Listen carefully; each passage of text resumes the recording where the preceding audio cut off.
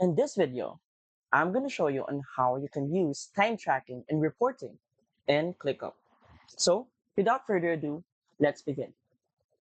First, open your web browser and go to app.clickup.com and log in to your ClickUp account. Now, once you're inside your main dashboard, you're going to go to the buttons right here on the top right.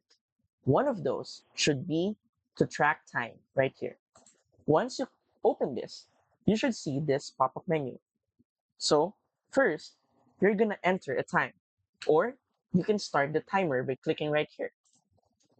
It means time is running.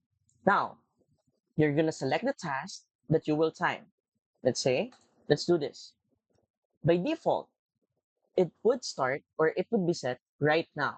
But you can also set this on a following day. Let's say for tomorrow. But since I've already started the time, it's already starting right now.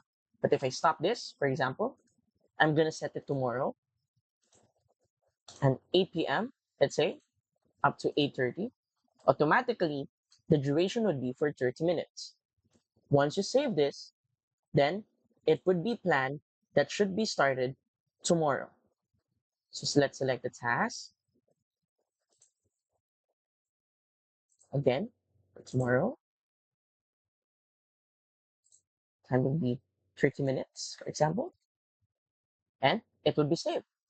So now, once you finish this, you can now report this on your projects as the time duration for you finishing those tasks. As easy as that. So, if you find this video helpful and want to support our channel, feel free to use the affiliate link given in the video description. Thanks for watching, and I will see you in my next video.